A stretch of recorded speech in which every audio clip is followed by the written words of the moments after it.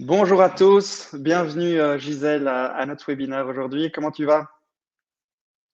Mais super bien. Avec un soleil merveilleux, on ne peut aller que bien. Ouais, quelle chance hein, pour l'instant, c'est génial ce temps. Donc bienvenue à tous sur ce webinaire sur Oui. le microbiote et le métabolisme, quel est le lien entre la flore intestinale et les troubles métaboliques. Je vois que vous êtes déjà pas mal de présents sur l'événement. On va commencer d'ici 2-3 minutes, le temps que tout le monde voilà, ça arrive durant votre pause lunch. Merci à tous d'être présents d'ailleurs malgré ce beau temps. Je crois que c'est un sujet vraiment d'actualité, un sujet plutôt intéressant, le lien entre le microbiote et le métabolisme. Alors, comme d'habitude, pour ceux qui nous connaissent, c'est un webinaire interactif, donc n'hésitez vraiment pas à poser vos questions. Vous pouvez répondre à certaines questions, vous pouvez mettre un sondage ou autre. On a une modératrice qui est là pour répondre à vos questions et on a même 15 minutes à la fin du webinaire pour vraiment répondre à toutes vos questions et prendre le temps avec Gisèle. Et si c'est pas répondu, on y répond même par mail à la suite.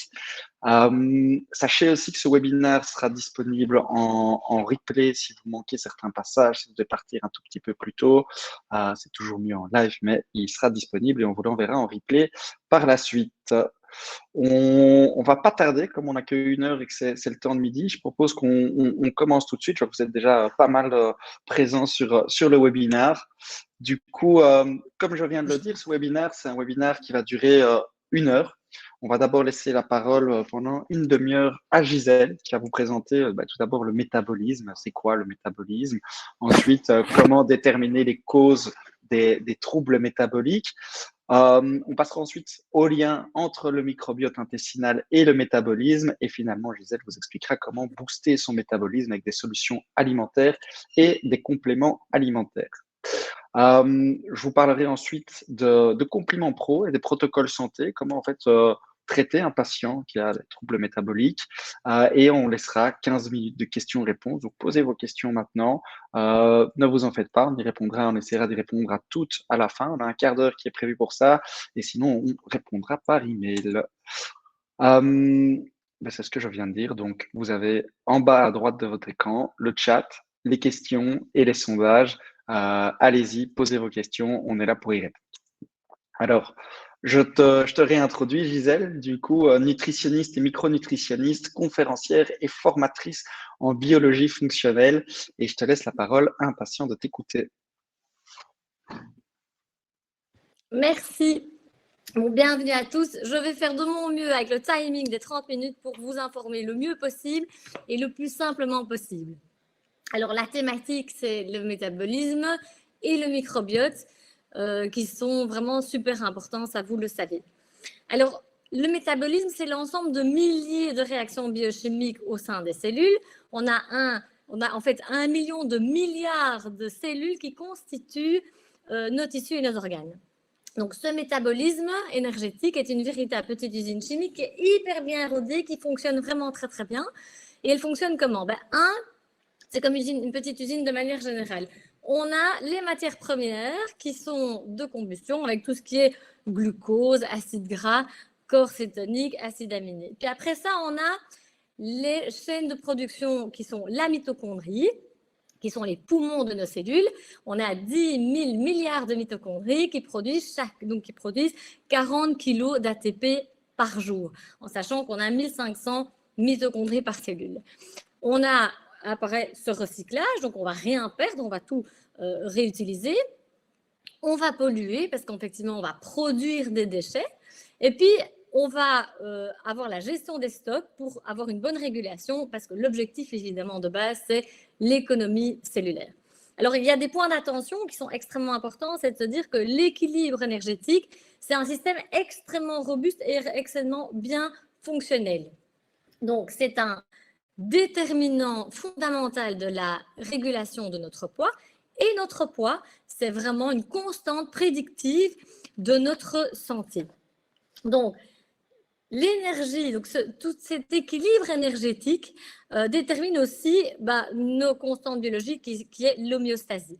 Donc, au cours de notre vie, sur, on va dire, une moyenne de 70 ans, eh bien, on ingère 60 tonnes d'aliments et de nourriture et on peut prendre entre 10 à 15 kilos en moyenne. Alors, on a droit évidemment à une erreur c'est une erreur de régulation de plus ou moins 0,25%. Si aujourd'hui, à partir de maintenant, je prends 4 petits morceaux de sucre par jour, ce qui est équivalent à 60 kilocalories par jour, on a une prise de poids de 3 kilos en un an, ce qui veut dire 30 kilos en 10 ans. Donc évidemment, ça veut dire quoi? C'est que ce métabolisme énergétique, c'est vraiment des milliers de réactions biochimiques qui se font en deux phases. Donc c'est une réaction anabolique et catabolique. Anabolique et catabolique en grec, c'est on monte ou on descend. Donc c'est soit une synthèse, on assemble, ou soit on descend, c'est une dégradation, on désassemble. Et donc, toutes ces réactions, de manière générale, elles sont hyper rapides grâce aux enzymes et aux coenzymes. Et donc, toutes les réactions du métabolisme sont effectivement bien des réactions enzymatiques. Alors, le métabolisme, effectivement, je passe à la petite page suivante. On va effectivement voir des chiffres qui font quand même très froid, qui font peur. Parce que quand on voit qu'on a 2 milliards d'individus en surpoids au niveau mondial, vous imaginez l'impact économique qui est de 2 000 milliards de dollars par an. 600 millions d'individus en obésité, donc au point de vue mondial. Quand on prend évidemment notre part, l'Europe, il y a 50% de la population en Europe qui est en surpoids, donc avec un BMI au-dessus de 25. 30% de la population en Europe est obèse, donc un BMI au-dessus de 30. Et de manière prédictive, on peut savoir avant 2030 que la moitié de la population mondiale sera en surpoids ou en obésité. Ça fout quand même la trouille. On se dit, il y a vraiment là quelque chose qui va hyper vite et qu'on doit absolument gérer, parce que tous ces coûts mondiaux de la santé, ça représente des milliards d'euros, mais pas que. Une baisse de productivité, des maladies, un manque d'efficacité, de l'absentéisme. Donc tout ça, c'est assez important. Je ne vais pas vous faire l'affront de vous expliquer ce que c'est effectivement, comment est-ce qu'on peut calculer l'IMC. Donc ça, vous le savez bien, l'indice de la masse corporelle ou le BMI, eh bien, on va voir qu'effectivement, ça nous permet de donner un niveau, par exemple, de voir si la personne est dans un état, donc un état d'obésité ou pas, ou un état normal. Donc, quand on a un IMC, un BMI en dessous, donc entre 18,5 et 25, c'est normal. On a un petit surpoids quand on est à partir de 25. Et vous voyez qu'en rouge, il y a l'obésité qui est modérée, sévère ou morbide. Et donc ça, c'est évidemment très important. Ce IMC se calcule par le poids en kilos sur la taille au carré, mais il y a BMI et BMI. Alors, évidemment, ce n'est pas un paramètre qui est hyper efficace, qui ne tient pas compte de tous les paramètres. Pourquoi? Parce qu'en fait, le BMI ne va pas vous dire, tiens, il y a autant de masse musculaire, autant de masse grasse, autant d'eau et autant d'ossature. Donc, c'est important, ça donne une indication, mais entre la personne qui a vraiment du gras viscéral, qui a justement un syndrome métabolique, et celui qui fait de la muscu, qui est hyper musclé, il pourrait avoir le même BMI. Et pourtant, ils n'ont pas du tout la même problématique. Donc, l'impédance-métrie est quand même plus intéressante pour le calcul. Alors, qu'est-ce qu'on va pouvoir effectivement dire sur le surpoids et l'obésité? Alors, la définition de l'Organisme mondial de la santé, c'est une accumulation anormale ou excessive de graisse corporelle qui peut effectivement nuire à notre santé. Donc, en gros, c'est quoi? C'est vraiment un déséquilibre de la balance énergétique entre l'apport et la dépense. Donc, ça veut dire qu'on a un apport énergétique beaucoup trop conséquent par rapport effectivement à la dépense, qui est souvent liée évidemment à quoi? Une sédentarité. Alors, les causes, elles peuvent être multiples et multifactorielles, mais les conséquences sont relativement importantes et nombreuses, puisque évidemment, ça va engendrer des maladies chroniques, style le diabète type 2, les maladies cardiovasculaires avec les AVC et les infarctus, les cancers, les maladies du rein, les maladies du foie, les maladies gynécologiques, les SOPK, les syndromes des ovaires polymicrokystiques. Alors, comment est-ce qu'on va pouvoir déterminer un syndrome métabolique? C'est assez simple, c'est qu'effectivement, on sait quand même qu'un patient sur 3 a déjà un petit syndrome, donc déjà un petit peu le ventre bien rondouillé. On appelle ça le syndrome X ou le syndrome métabolique. Et donc, on va regarder cette obésité abdominale. Donc, à vos mètres rubans, on va calculer le tour de taille en dessous de 80 cm pour une femme et en dessous de 94 pour un homme. Au-delà de ça, on est effectivement dans cette problématique d'obésité viscérale. Mais il n'y a pas que, donc il y a d'autres facteurs. Il faut au moins 3 facteurs de risque par rapport aux 5 que nous allons voir maintenant. L'obésité viscérale dont on vient de parler, la résistance à l'insuline, qu'on va calculer évidemment avec le calcul de la glycémie à jeun et l'insuline à jeun, l'hypertension, le taux de triglycérides élevé et un faible taux de HDL cholestérol. Alors, qu'est-ce qu'on va faire comme anamnèse? Elle va nous amener quoi cette anamnèse et qu'est-ce qu'on va poser comme question? D'abord, on va regarder l'historique du poids. Est-ce que c'est familial ou personnel? Est-ce que c'est plutôt du gras androïde, donc plutôt la graisse viscérale au niveau du ventre avec une chute du HDL et une augmentation des triglycérides, on vient de les voir, ou gynoïde, plutôt dans les fesses, avec la culotte de cheval, qui est une espèce de graisse sous-cutanée, qui en fait c'est un peu notre système épargneur, c'est un peu une stratégie épargneur de quand on était des chasseurs-cueilleurs pour effectivement avoir suffisamment de quoi nourrir et avoir une grossesse jusque terme, puisque quand on était des chasseurs-cueilleurs, on courait, on chassait, on n'avait pas effectivement tout le temps à porter de la nourriture. Est-ce qu'on a une prise de poids durant la grossesse? Il y a effectivement certaines femmes qui prennent 20 kilos sur une grossesse, c'est énorme, et qui parfois ne se rendent même pas compte, n'ont pas diagnostiqué qu'elles avaient un diabète de grossesse. Et donc, ça veut dire que ces femmes-là vont faire des gros bébés. Et après leurs 45 ans, une fois que la grossesse est terminée, après 45 ans, elles vont effectivement développer le diabète type 2. La variation des poids aussi, parce qu'on prend du poids, on perd du poids, mais en général, on reprend en fait plus que ce qu'on a perdu. Alors, on va regarder aussi l'historique des régimes. Est-ce que c'est un régime restrictif à l'origine avec évidemment des carences? Si effectivement je mange que des protéines, pas de fibres, pas de légumes, donc je n'aurai pas d'apport en vitamines, en fibres, en minéraux, forcément on va avoir des carences. Est-ce que c'est un régime hyperprotéiné qui va amener des troubles au niveau intestinaux ou un trouble thyroïdien, puisque quand on sait qu'on a un problème de dysbiose, on a un problème au niveau thyroïdien, il y a un axe thyroïde-intestin, et donc on va avoir une diminution de l'absorption des micronutriments et de tous les cofacteurs indispensables pour les hormones thyroïdiennes. Et donc on va aussi avoir, quand on a une dysbiose, un problème au niveau de prolifération fongique et bactérienne, qui vont amener quoi? Un problème de trouble de production de sérotonine, puisque cette sérotonine elle est produite dans les intestins et le foie. Les plaintes digestives, on va écouter les plaintes digestives avec ballonnement, douleur transit. Est-ce que le transit est trop lent? Alors, si effectivement on est hypothyroïdie fruste, parce que j'insiste, c'est pas frustreux, c'est fruste, eh bien, on va avoir un ralentissement du péritaltisme avec un ralentissement de la vidange gastrique. Donc, du coup, qu'est-ce qui va se passer? On va avoir une prolifération bactérienne.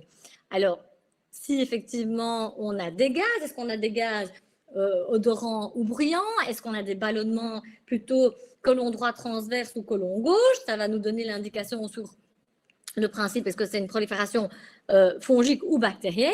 Et donc, de fait, si on a une dysbiose avec une prolifération, je veux dire de candidats par exemple, eh bien, on va avoir un appel de sucre.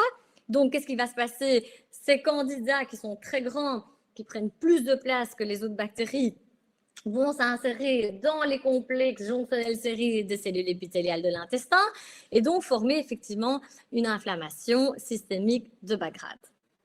Alors, les facteurs de risque alimentaire, on va plutôt voir est-ce que c'est un déséquilibre au niveau calorique ou de densité. Si je prends un petit paquet de chips, c'est que des pommes de terre, donc nutritionnellement aucun intérêt, avec que des gras en plus qui sont trans, puisque c'est cuit à haute température à plus de 180 degrés, et ça ne prend pas du tout de place dans mon estomac. Donc évidemment, je n'aurai pas une suffisamment densité. Pour les 500 kilocalories que je vais consommer pour ce paquet de chips, je pourrais avoir un grand bol de légumes avec une grande salade, avec une tartine de pain complet avec du fromage ou du jambon, des morceaux de fromage dans la salade, un yaourt, un grand verre d'eau, une pomme. Et ça pour la même quantité de kilocalories, mais ça ne va évidemment pas prendre la même place au niveau de l'estomac et donc je n'aurai pas de satiété. Est-ce qu'on a un déséquilibre au niveau des macronutriments? Donc par exemple un excès de glucides ou d'aliments à indice glycémique élevé. Évidemment, on sait qu'il vaut mieux éviter les indices glycémiques élevés qui sont en général que pour les produits transformés, plutôt prendre des indices glycémiques bas. Et donc, on sait aussi que, par exemple, la pomme de terre cuite vapeur, cette même pomme de terre cuite vapeur ou écrasée en purée, l'indice glycémique ne sera pas le même. Il sera plus élevé dans la purée. C'est la même chose pour la carotte crue ou la carotte cuite. Effectivement, l'indice glycémique ne sera pas le même si elle est cuite. Donc, on va plutôt inciter les gens à prendre des indices glycémiques bas. Alors, est-ce que c'est aussi un excès de mauvaise graisse ou un déséquilibre dans les acides gras? Ça veut dire quoi? Par exemple, si on a trop de gras saturés, des oméga 6, alors c'est acide arachidonique et acide linolénique, hein, c'est pas les deux, donc c'est un slash entre les deux. Et les acides gras trans qui proviennent en fait effectivement d'une chauffe trop élevée, par exemple dans un four au-delà de 180 degrés, ceux-là, ils vont être pro-inflammatoires. Par contre, on pourrait manquer d'oméga 3, donc aussi qui sont anti-inflammatoires, d'oméga 6, donc les bons oméga 6, pas les mêmes qu'on vient de parler, donc le GLA, DGLA, donc le gamma-linolénique et le dihomogamma-linolénique, qui eux sont issus effectivement de l'onagre et de la bourrache et qui sont anti-inflammatoires. Et par exemple les acides gras monoinsaturés comme l'oméga 7 ou l'oméga 9 de l'huile d'olive, qui eux sont modulateurs de l'inflammation. Ou peut-être un manque de protéines qui va créer une fonte musculaire avec une sarcopénie. Alors, ici, la résistance à la perte de poids, elle pourrait être à cause de quoi? Donc, quelles sont la biologie qu'on peut regarder qui va nous donner les informations? Alors, un patient qui a une hypothyroïdie fruste, comme je viens de vous expliquer juste avant, eh bien, on va aller en biologie regarder la TSH, la T3, la T4 étant un petit peu inintéressante, sauf pour voir effectivement le taux de conversion, mais c'est la T3 qui est active, donc la T4, elle est inactive, puis à un moment donné, la 5-diodiase va venir découper l'ion d'iode et la rendre active, donc la T3.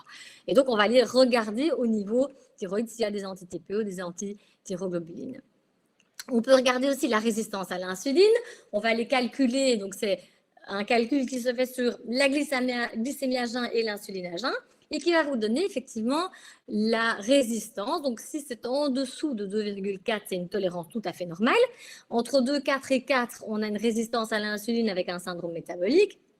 Quand on est au-dessus de 4, on a un diabète de type 2 léger. Et puis, au-dessus de 6, effectivement, c'est un diabète de type 2 bien installé. On peut aussi regarder la sensibilité à l'insuline qui est le quickie. On peut aussi faire une analyse du microbiote, donc en faisant une analyse de sel ou des métabolites organiques urinaires. Et on sait qu'effectivement, en cas de dysbiose, je vais prendre un exemple simple que tout le monde connaît parce que Patrice Cani, plus personne ne doit le présenter. Eh bien, quand on a un déficit d'Akkermansia multifida, eh bien, effectivement, on a une prise de poids. Il y a toutes ces études intéressantes sur les souris axéniques qui montrent que le transfert du microbiote, donc un effet négatif du microbiote d'une souris obèse sur une souris maigre va faire qu'elle va grossir et inversement, le microbiote d'une souris maigre sur une souris obèse va faire qu'elle va perdre du poids. Donc, c'est intéressant parce que cette fameuse bactérie Akkermansia multifida, elle va agir sur l'intégrité de la barrière intestinale via un phénomène de autoprotection de l'intestin contre l'inflammation. Et donc ça, ce sont dans les publications de Patrice Cani que vous pourrez lire très facilement sur Internet. Alors, la régulation de la prise alimentaire du microbiote, bien, parlons-en. C'est important, effectivement, le lien microbiote et ce que nous mangeons et les comportements alimentaires. Il y a une étude que je viens de lire, d'écouter, qui est extrêmement intéressante, dont vous avez effectivement là les informations, qui vont expliquer l'impact de la prise alimentaire sur la prise de décision. Donc, en fonction qu'on ait mangé des sucres ou des graisses, eh bien, la prise de décision va être différente. Donc, ça veut dire que, par exemple, pour des prises de décision pour des personnes qui ont beaucoup de personnel ou qui ont des prises de décision importantes, eh bien, ça va effectivement moduler ça. Alors, la prise de prébiotiques, ça, c'est hyper important, puisque ces prébiotiques vont effectivement produire des acides gras. Donc, déjà, c'est le substrat des probiotiques, et donc c'est hyper important parce qu'il faut, ces prébiotiques, ce sont des fibres qui vont permettre effectivement de diminuer la ghréline, qui est effectivement, elle, l'hormone de la faim, qui est produite dans l'intestin, dans l'estomac, mais à ne pas confondre avec la leptine, et augmenter les hormones anorexigènes synthétisées par l'intestin, par le peptide donc YY et le GLP-1 qui est l'hormone du glucagon-like, peptide 1 et la leptine. Alors, ces hormones sécrétées dans le tube digestif et le microbiote intestinal parmi les mécanismes conduisant à la prise de poids. Et puis, la richesse, la composition et la fonction du microbiote, ça c'est hyper important. Il faut plein de types de familles différentes qui vont être susceptibles de plus ou moins importantes du développement des maladies métaboliques liées à l'obésité. Donc, comme on peut déterminer et conclure ici, c'est qu'il est primordial, c'est effectivement de prendre soin de notre cerveau ici abdominal, de façon à être bien dans la tête et optimiser ce fameux langage qui se crée entre le langage antéro-cérébral. Alors, les inflammations et le microbiote, c'est quoi? Donc, quand on a une alimentation trop riche en sucre et pauvre en fibres, on va avoir un déséquilibre au niveau du microbiote intestinal, donc une fameuse dysbiose. Eubiose, équilibre, dysbiose, déséquilibre. Alors, ça va engendrer quoi? Ça va engendrer une altération de l'intégrité de la barrière intestinale. Donc, ça va amener quoi? Donc, ça va engendrer effectivement un leaky gut syndrome. Et donc, quand on a un leaky gut syndrome, les molécules, donc ce sont les portes ouvertes, les molécules issues des bactéries vont passer dans le système sanguin et vont engendrer une réaction de résistance, donc de persistance et silencieuse du système immunitaire. Pour info, on sait que par exemple les lactobacilles plantarum, eux, donc ces lactobacilles, vont augmenter l'expression de la protéine de transmembranaire, l'occludine et la zonuline, qui elles sont elles vont produire, elles sont indispensables pour les jonctions serrées. Les jonctions serrées, c'est de nouveau ces attaches entre les cellules épithéliales qui vont permettre cette étanchéité. Donc, en quelques mots, s'il n'y a plus d'étanchéité, les bactéries, les protéines complètes vont rentrer dans le système sanguin, tous les pathogènes, et ça va nous amener à effectivement une résistance, une inflammation systémique de bas grade qui va avoir un impact sur le pancréas, et qui va évidemment produire moins d'insuline, on va avoir une insulinorésistance et ça va évidemment avoir un impact, on va perturber le système de stockage des graisses dans les tissus. Comment est-ce qu'on peut regarder l'inflammation systémique de bas grade? On peut regarder la CRP ultrasensible, mais aussi les rapports des acides gras érythrocytaires. Donc, quand on prend le rapport oméga 6 sur l'oméga 3, eh bien, ça va nous donner effectivement une information sur c'est associé aux états inflammatoires de bas grade. Si on regarde l'acide arachidonique sur les causes hépatinoïques, c'est le reflet de l'inflammation le plus marqué. Donc ça, c'est intéressant de voir. Et puis, effectivement, on sait que tout ça, ça a un rapport très important. Et donc, cette étude des acides gras érythrocytaires sont extrêmement intéressantes. Donc, cette espèce de trouble métabolique, c'est un peu une bombe cardiovasculaire, comme c'est noté ici. Alors, la suite. Comment est-ce qu'on va faire pour la prise en charge? Eh bien, on va diminuer les facteurs de risque alimentaire, on va prendre soin du microbiote intestinal et réguler la glycémie et l'insuline. Les étapes suivantes sont très simples. Donc, pour la première étape, on va effectivement essayer de modifier l'alimentation pour une alimentation beaucoup plus bénéfique pour la flore intestinale, en limitant évidemment les facteurs de risque, en optimalisant l'alimentation. Et donc, on va choisir le régime méditerranéen, qui est riche en fruits, riche en fibres, riche en légumes, en légumineuses, en huile d'olive. en poisson gras et en diminuant effectivement les viandes même maigres, parce que la viande la plus maigre, je rappelle, est quand même encore 3 fois plus grasse que le poisson le plus gras. Donc, on va essayer de garder effectivement un équilibre pour amener un apport supérieur et suffisant en fibres qui vont effectivement, via le microbiote, produire des acides gras à courte chaîne. Et ces acides gras à courte chaîne, en quoi est-ce qu'ils sont importants? Ils sont essentiels parce qu'effectivement, cet acétate, propionate et butyrate, ils vont avoir un impact justement au niveau métabolique. Et donc, le butyrate, par exemple, il potentialise l'oxydation des acides gras. Le propionate, il va être précurseur du glucose dans la néoglucogenèse intestinale, avec pour effet bénéfique sur l'homéostasie énergétique, qui va améliorer évidemment la sensibilité à l'insuline et qui va entraîner effectivement un état de satiété. Le butyrate propionate, il va activer la néoglucogenèse intestinale qui va favoriser l'équilibre métabolique de l'organisme et contrôler ainsi la glycémie et le surpoids. Alors, l'acétate propionate, il va stimuler la synthèse adipocitaire mésentérique de la leptine et donc participer à la gestion de l'appétit, ça c'est important. Et l'acétate permet aussi de protéger les cellules de l'inflammation et donc ici la production, j'ai ma page que je ne vois pas bien, la production va réguler l'aliment au point de vue alimentaire via la production du GABA. Vous savez que le GABA, c'est le neurotransmetteur de l'anxiété. Alors, au point de vue alimentaire, quelles sont les solutions qu'on peut apporter? C'est une adaptation, donc c'est un repas adapté par rapport aux besoins énergétiques dont on a au cours de la journée et aussi pour tout ce qui est production de neurotransmetteurs, ça on en avait déjà parlé précédemment. Donc, effectivement, petit déjeuner de roi, lunch de prince, dîner de pauvre.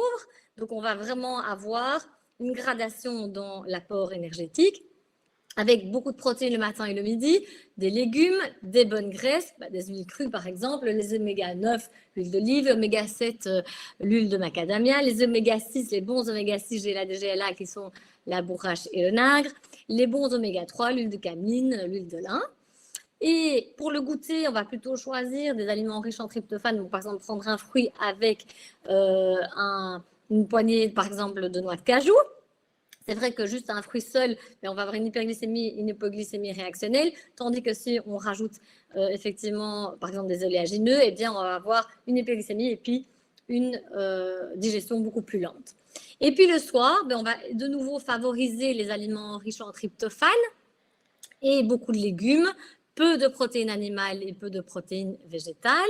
Et donc, les aliments riches en tryptophane, je rappelle ce que c'est pommes de terre, patates douces, noix de cajou, oléagineux, les aubergines, qu'est-ce qu'on a, cottage cheese, c'est quand même relativement nombreux, avocats, chou-fleur, en sachant que, attention, le tryptophane est quand même très sensible à la chaleur, donc il faut faire attention à la cuisson. Quels sont les compléments alimentaires qu'on va pouvoir utiliser maintenant pour effectivement améliorer? On va choisir par exemple magnésium, vitamines et minéraux, bien évidemment, la berbérine, le chrome, les probiotiques. Alors, le magnésium, on sait que 80% de la population est en carence. On se souvient de cette fameuse étude Sulimax qui date, elle est assez longtemps. Il y avait déjà 72% des hommes et 78% des femmes qui étaient déjà carencées en magnésium. Alors, le rôle du magnésium, il est hyper important dans 300 systèmes enzymatiques différents et donc indispensable pour le métabolisme énergétique.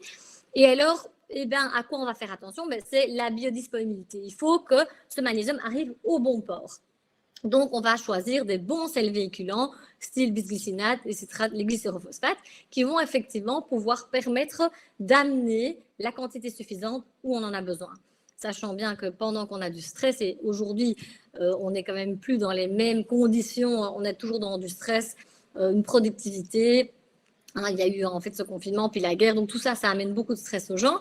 Et donc, on sait que le stress va excréter l'ion magnésium de la cellule et stresser encore plus la cellule. Donc, c'est important d'avoir des apports en magnésium réguliers dans sa journée. Donc, il faut aussi des cofacteurs, puisque il a besoin de cofacteurs. Et donc, les vitamines du groupe B méthylées, bien évidemment, qui sont effectivement des vitamines qui sont sous forme activée. Ça, c'est indispensable, et notamment la B6 qui est un épargneur de magnésium. On va parler des vitamines et des minéraux qui, eux, évidemment, vont apporter, c'est important d'avoir des vitamines et des minéraux au quotidien, puisque vous savez que certaines vitamines sont éliminées via les urines au jour le jour, donc la vitamine C notamment, et on a besoin effectivement d'apports quotidiens, par exemple de vitamine D, puisqu'on sait qu'on ne court pas tout nu au soleil le matin, 15 minutes de chaque côté, comme on était dans le temps chasseur-cueilleur, et donc on n'a plus de synthèse. Donc, les apports en vitamines et en minéraux sont indispensables pour éviter les carences. Alors, comment est-ce qu'on va se supplémenter? Effectivement, on va plutôt choisir une forme active, comme je vous ai expliqué, une forme active avec un bon dosage, ça c'est très important, et privilégier la forme journalière tout au cours de l'année, puisqu'effectivement, comme je vous l'ai expliqué, on en a besoin tout le temps. Alors, le chrome, il est recommandé dans tout ce qui est troubles de métabolisme dans les glucides et les lipides. Alors, on sait que le chrome régule la glycémie, c'est important. Il facilite aussi l'assimilation cellulaire du glucose. Et donc, le dosage, ça va être plus ou moins 40 microgrammes par jour. La formule, ici, c'est un picolinate. La berbérine, alors la berbérine et la cannelle, ça, c'est des choses que j'utilise vraiment, vraiment beaucoup. Je trouve que c'est hyper efficace et c'est facile à trouver. Et donc, c'est vraiment des bonnes plantes qui sont déjà utilisées en médecine ayurvédique. Alors, la berbérine, qu'est-ce qu'elle va faire? Elle est recommandée dans tout ce qui est trouble du métabolisme des glucides et des lipides.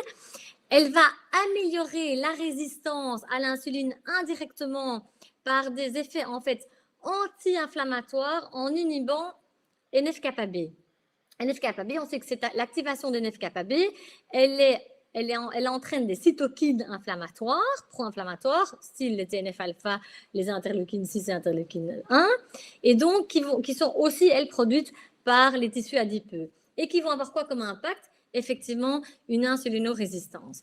Donc, cette berbérine, elle va réguler la glycémie, elle est hypoglycémiante, elle va réguler le métabolisme lipidique et elle inhibe la formation des adipocytes.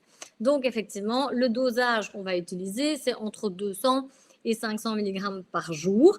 Et donc, choisir une berbérine de qualité, ça va de soi. Alors, la guarana, le guarana, donc ça contient de la caféine, donc il faut être un petit peu attentif de ne pas le prendre le soir avant le coucher, sinon on va avoir des troubles de sommeil. C'est stimulant, bien sûr, et ça va stimuler le métabolisme et il est brûle-graisse. Donc, il va stimuler le métabolisme, c'est un antioxydant et diurétique. Donc, comme je l'ai dit, on ne le prend pas le soir.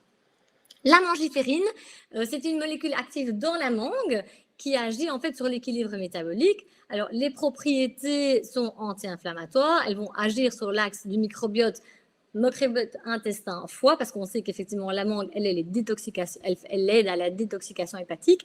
Et elle va agir sur cet axe via la modulation des acides biliaires. Donc, de nouveau, on va prendre une mangiférine de qualité, standardisée avec plus ou moins 60% de mangiférine. Alors, on a les probiotiques qui sont les essentiels que vous connaissez, dont on en a déjà parlé au mois de janvier. Donc, ce sont ces micro-organismes vivants non pathogènes et c'est important d'avoir évidemment une grande diversité de souches. Ils vont rééquilibrer ce microbiote qui est dysbiotique et c'est important parce qu'on sait qu'effectivement, avoir un bon microbiote, c'est vraiment la base de la bonne santé. Alors, on va plutôt utiliser des gélules gastro-résistantes. Pourquoi? Parce que si on a des gélules qui se dissolvent à l'intérieur, donc directement avec l'acidité gastrique, effectivement, toutes vos souches, elles sont complètement tuées directement. Donc, il n'y a pas d'intérêt. Il faut que cette petite capsule gastro-résistante puisse s'ouvrir au bon niveau du pH, qui n'est pas le même, évidemment, plus bas après l'estomac.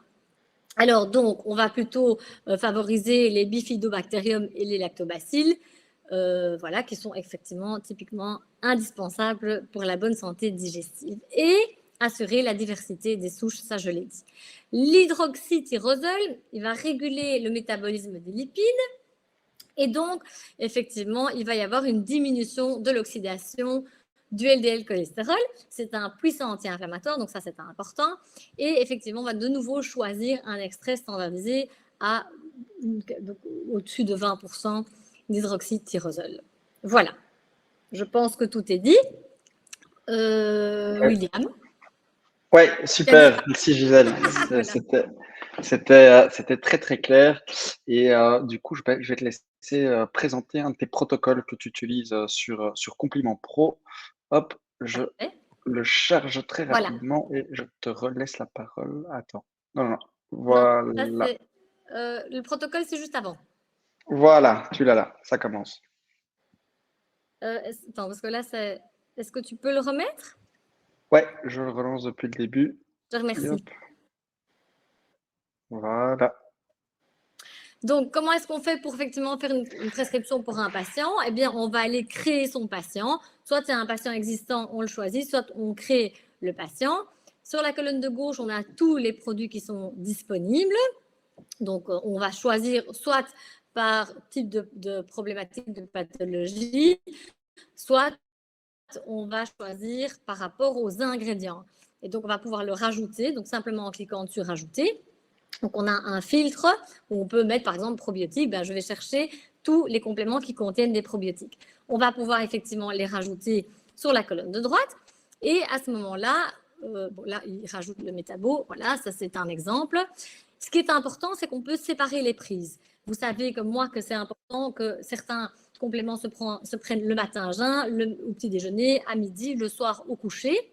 Et donc là, je peux modifier la prise. J'appuie sur le petit bic et je vais moi spécifier quel est le moment de la prise. Alors, si je rajoute un complément, par exemple, eh bien, il va pouvoir me dire, bah, tiens, est-ce que tu veux le mettre le matin, le midi, le soir, en fonction du nombre de prises que j'aurai faites, que j'aurai créées. Donc, on peut rajouter aussi un petit message. Tiens, donc il y a une petite photo. Là, je vais mettre un petit message au patient en disant, bah, tiens, attention, ça se prend à jeun ou ça doit être pris avec un repas gras ou le soir au coucher. Alors, là, le message, c'est le message général pour le patient.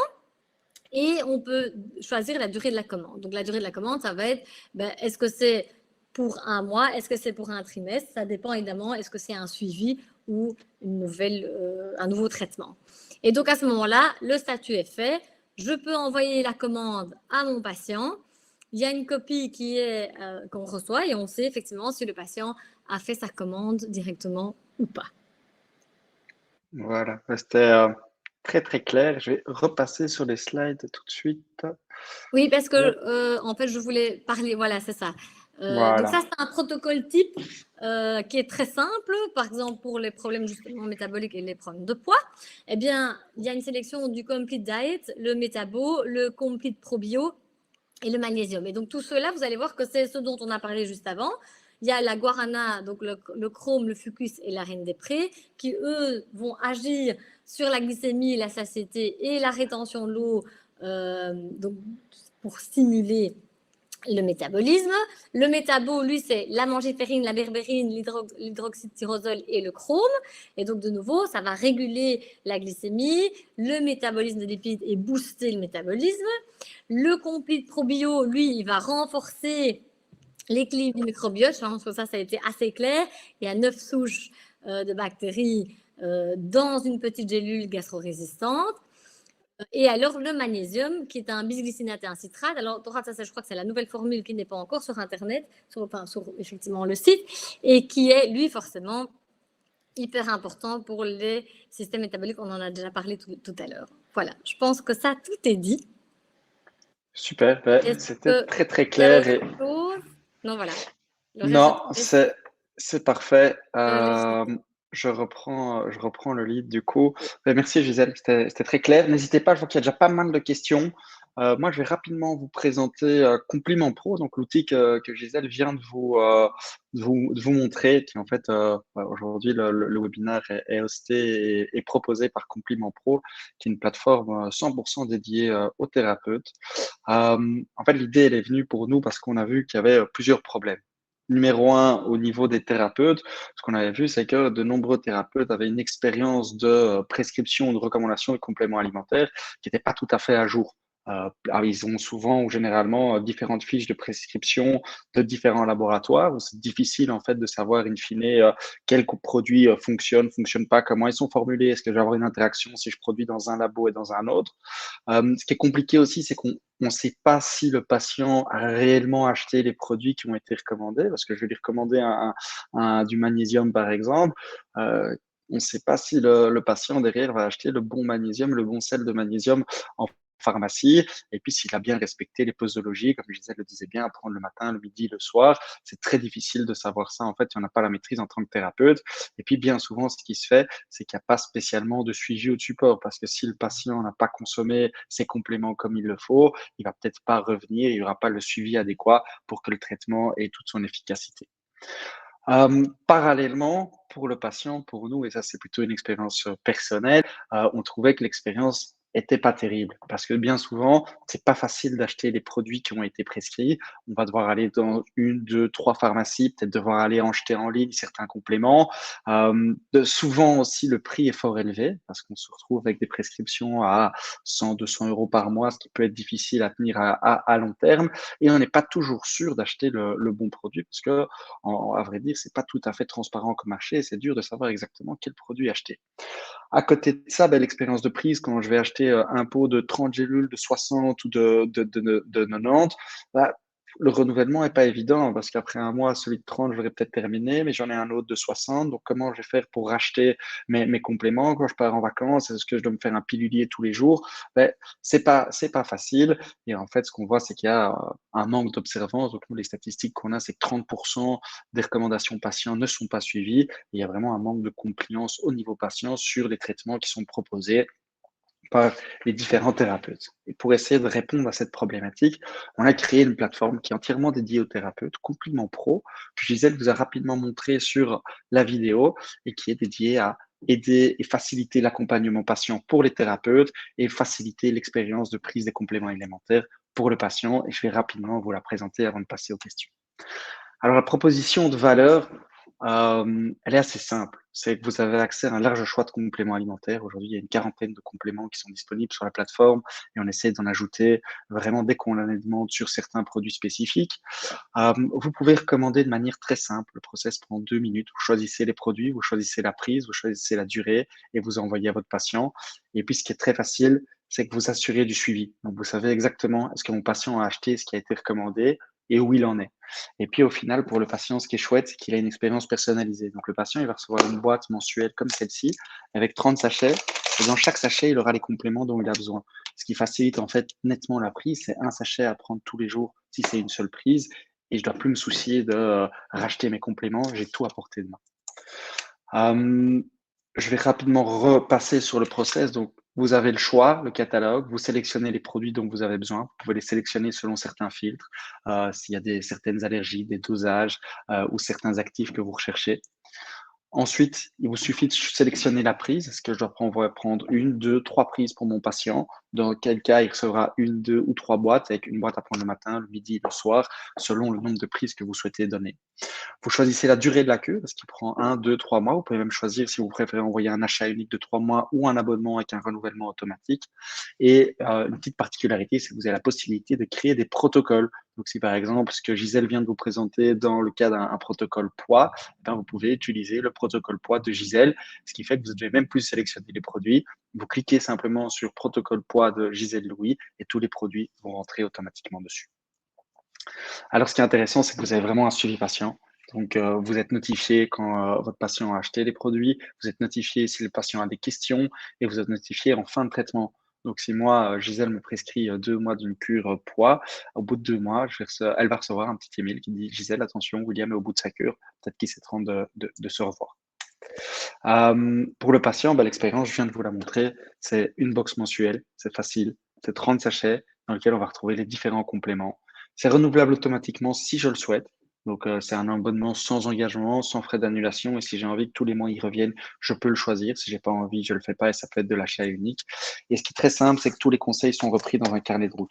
Donc, chaque patient va recevoir une petite fiche sur laquelle il y aura son prénom et il verra exactement pour quel complément, comment le prendre, à quel moment, et il trouvera cette posologie constamment dans sa boucle. Alors le bonus pour vous, ce qui est intéressant quand vous utilisez Compliment Pro, tout d'abord, c'est gratuit, hein. L'idée, c'est vraiment d'aider les thérapeutes, donc il n'y a aucun engagement de votre part à aller sur Compliment Pro. Il n'y a pas d'exclusivité non plus. Par contre, vous avez accès à toutes des formations. Donc tout ce qu'on vient de voir là maintenant, ces webinaires, l'ensemble de nos webinaires sont accessibles sur la plateforme Compliment Pro. On a également certaines formations qui sont données par notre panel d'experts, dont Gisèle vient régulièrement faire certaines interventions. Et puis, on essaie aussi de vous donner des conseils. Donc, comment marketer au mieux votre pratique, comment accompagner vos patients. On essaie de donner vraiment tout un tas de conseils et de tips pour que votre expérience de consultation soit la meilleure possible.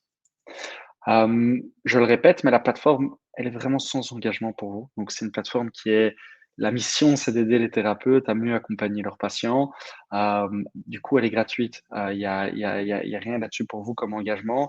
Vous avez un support qui est disponible non-stop si vous avez des questions sur les produits. Si vos patients ont des questions, il répond également pour vous et vous avez des formations. Aujourd'hui, c'est un peu plus d'une centaine de thérapeutes qui l'utilisent quotidiennement. Gisèle, justement, aussi l'utilise pour accompagner certains de ses patients et on vous invite à la tester. Je pense que dans le chat, Laure va mettre un petit lien. Vous pouvez directement planifier une petite démonstration qui sera probablement avec moi ou un de mes collègues pour qu'on vous présente les fonctionnalités et que vous soyez vraiment à l'aise dans l'utilisation de la plateforme. Alors, on vous laisse les coordonnées. L'adresse et l'URL, c'est compliment-pro.com. Vous avez dans le chat le lien pour prendre une démo directement avec nous. Et si vous avez des questions, il y a notre adresse email et mon numéro de téléphone. Des Dernier petit conseils point.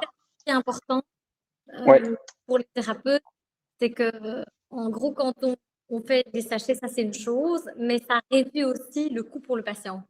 Parce que ouais. quand ils achètent des boîtes avec 180 gélules et plus, ils ont des boîtes, ils doivent tout noter. Là, au-delà du sachet, c'est qu'ils peuvent faire mois par mois. Ouais, tout à Ça fait, réduit le tout à fait. coût, évidemment, au départ, parce que ça reste un coût. Tout à fait. Et puis en plus, pour rejoindre un peu ce que tu dis, Compliment, c'est un D2C, direct to consumer. Du coup, on passe pas par les intermédiaires traditionnels que sont les pharmacies et les parapharmacies, ce qui fait qu'on évite leur commission. Donc, une commission de 30 ou 40% qu'on évite, qui nous permet d'avoir des prix qui sont plus raisonnables pour le patient. Et donc, le patient, il va avoir le prix qui est un petit peu plus juste et plus cohérent parce que c'est souvent pour lui un problème dans la prise de complément. Euh, alors, petite info, on a un prochain webinaire qui arrive déjà bientôt, dans 20 jours, le 10 mai à 19 h avec le docteur Attalin sur comment combattre l'insomnie, quelle prise en charge complète pour vos patients. Donc, c'est un docteur spécialisé en nutrition et dans la médecine du sommeil. On va également envoyer le lien si vous voulez déjà vous inscrire ou inviter des gens qui seraient intéressés pour voir comment accompagner leurs patients dans le sommeil. Voilà, voilà. Merci pour votre attention et on va passer maintenant directement aux questions. Donc, ce que je propose, Gisèle, c'est que je choisisse rapidement les questions. Je te les pose et tu y réponds. On a une petite quinzaine de minutes devant nous pour faire ça. Alors, les questions déjà par rapport au webinaire. Oui, si vous êtes inscrit, vous recevrez tous le replay et les slides par la suite pour pouvoir le revoir quand vous le souhaitez. Alors, je vais prendre la question de Stéphane qui nous demande la pratique assez à la mode du jeûne intermittent en 16-8 peut-elle avoir des conséquences sur le microbiote et son équilibre? En fait, à la base, le jeûne intermittent, c'est vraiment pour réduire le poids. Je ne sais pas si vous m'entendez, ça résonne, non? On t'entend, ça résonne un peu, mais on t'entend. Ok, ça va. En fait, la problématique, c'est que quand on veut. Le jeûne intermittent, c'est très intéressant parce que c'est un épargneur et donc ça permet de, de, de réduire le vieillissement. Ça permet aussi de réduire l'apport calorique de façon à ce que le jeûne intermittent, c'est ce qu'on dit, c'est pendant X heures, on ne mange rien. L'erreur que tout le monde fait, c'est qu'ils font le jeûne intermittent le matin. C'est pas du tout bien. Il faut vraiment que ce soit un vrai bon petit déjeuner, un lunch, un petit goûter, et puis plus rien jusqu'au lendemain matin. Pourquoi? Parce que effectivement, on doit avoir un apport nutritionnel le matin et le midi pour fonctionner et avoir un apport énergétique suffisant par rapport à ce qu'on va avoir besoin comme activité. Le soir, on n'a besoin de rien à part de glucides et de corps cétoniques pour la régénération du cerveau. Donc, effectivement, ça va avoir un impact sur le microbiote, oui. Ça va avoir un impact sur la santé, oui. Mais de nouveau, si c'est bien fait. Super. Alors, il y a Ursula qui nous demande, est-il nécessaire de prendre des compléments pour améliorer son microbiote? Une alimentation ciblée n'est-elle pas suffisante? Alors, l'alimentation ciblée est intéressante, bien évidemment, parce qu'on en a parlé. Il faut une alimentation variée, avec des fibres. Mais si j'ai une dysbiose, ce n'est pas en mangeant que je vais régler ma dysbiose. Et ce n'est pas en mangeant bien que je vais régler un problème fongique. Donc, si effectivement j'ai une prolifération fongique à un candidat, malheureusement, les candidats, ils sont hypertonaires. Et donc, ce n'est pas avec une alimentation que je vais pouvoir réguler mon microbiote. Alors, il faut savoir que le microbiote il vient de la maman à la naissance. Et donc, on peut avoir effectivement une qualité de microbiote plutôt médiocre. Ce n'est pas de notre faute. Par contre, oui, on peut l'améliorer avec une alimentation saine. Mais quand on a une dysbiose, il faut passer effectivement par la base, c'est éliminer les mauvaises bactéries, éliminer les champignons qui sont en excès avec des compléments et puis réensemencer. Ok, super. Alors, on a Tracy, ça c'est plutôt pour nous, qui nous demande quelles sont les certifications de qualité de vos produits. Alors, nous, déjà, ce qu'on va essayer d'avoir sur nos produits, c'est un sourcing qui est complètement transparent. On va expliquer pour chaque formule d'où viennent chacun des actifs. Et pour chacun des actifs, on va travailler sur des actifs brevetés et labellisés. Et on trouvera directement le petit sigle, le petit label qui vous permet de voir, ben, OK, cet actif a autant d'études cliniques derrière, il y a autant de certifications derrière. Donc, vous pouvez, en allant sur notre site, très facilement retrouver tout ça. Gisèle, pour toi cette fois, Eline qui nous demande quels sont les effets du diabète de type 1 sur le microbiote ou inversement, les effets du microbiote sur la gestion du diabète? Alors, le diabète type 1, c'est un autre problème. C'est la production d'insuline au niveau des îlots de Langerhans.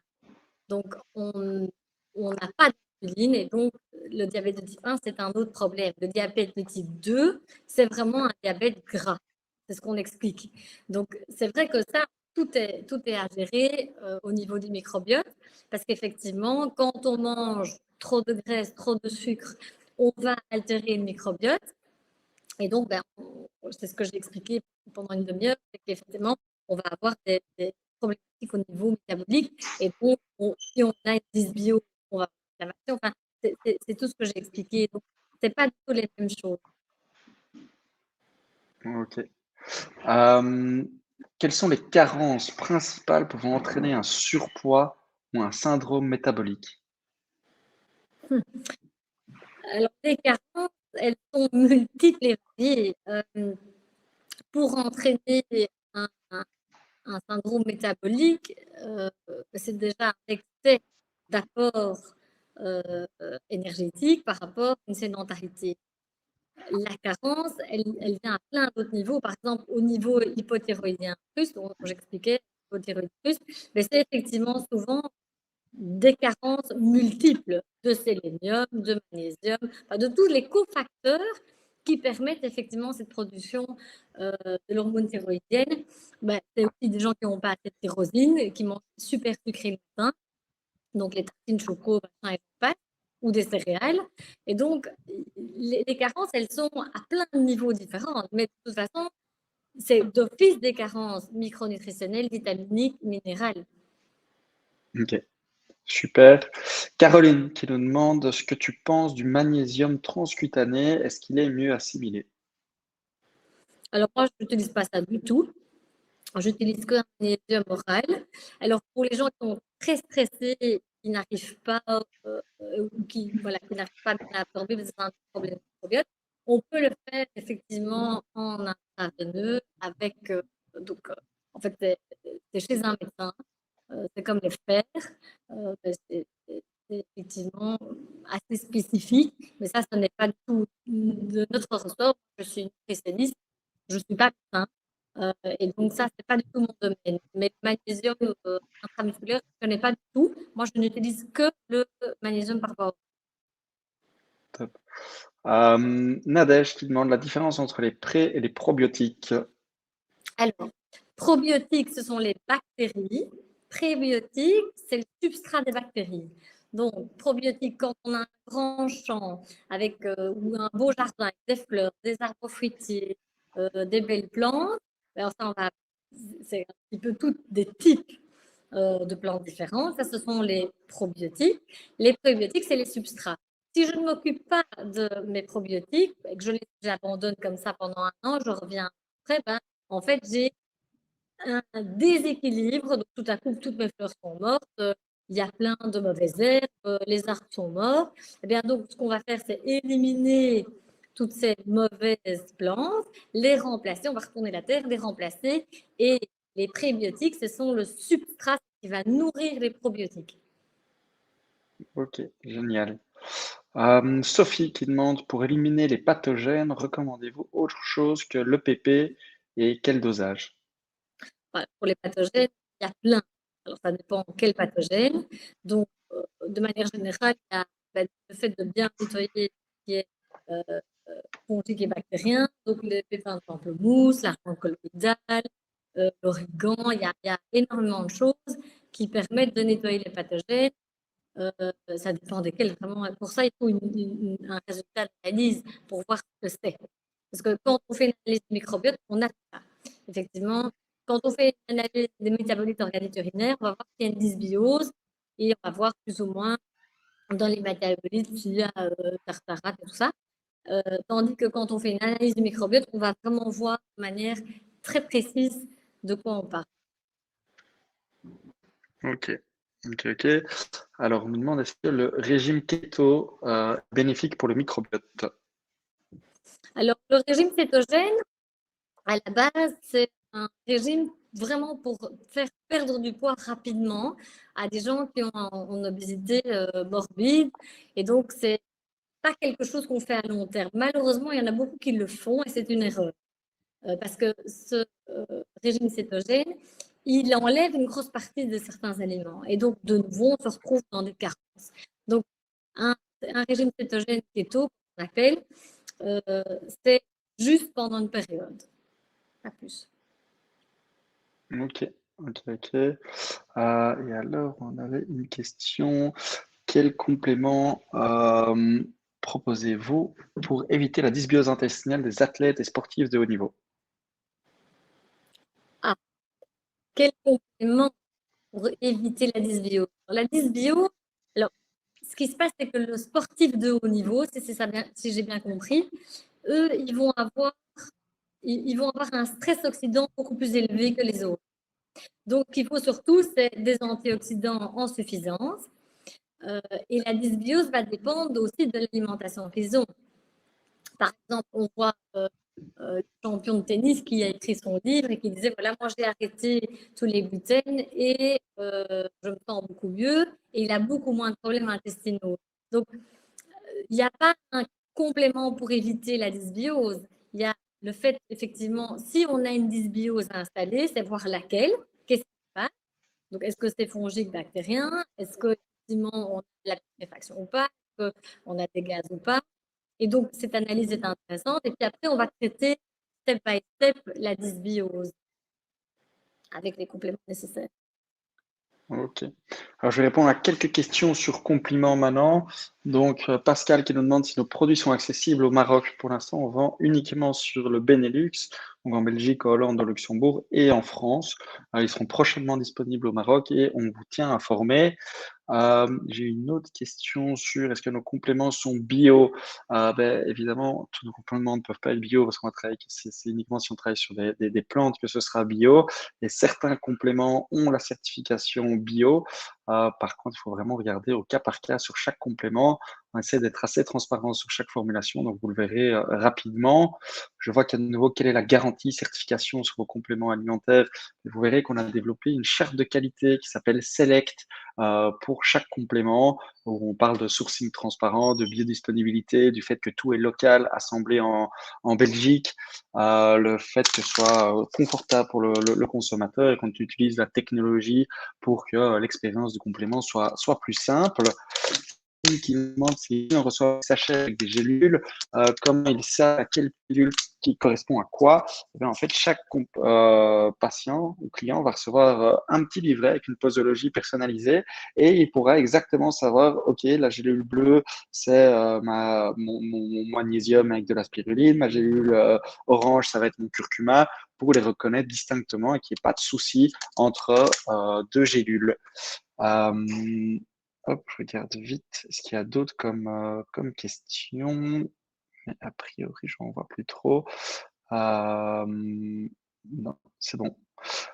Si vous avez encore des questions, on est disponible. Gisèle est disponible. N'hésitez pas. De toute façon, vous avez encore notre adresse email et mon numéro de téléphone si vous avez d'autres questions, si vous voulez réserver une consultation sur Compliment Pro. Tout d'abord, ouais, je te remercie, Gisèle. C'était vraiment génial, comme à chaque fois. Très clair, très chouette slide. En tout cas, moi, j'ai appris pas mal de choses. Merci à toi, merci à vous tous d'avoir participé. Vous étiez assez nombreux aujourd'hui. Et si c'est tout, je vous souhaite une belle après-midi ensoleillée. Profitez encore bien du beau temps et à très vite. Voilà, au Merci, revoir. à bientôt.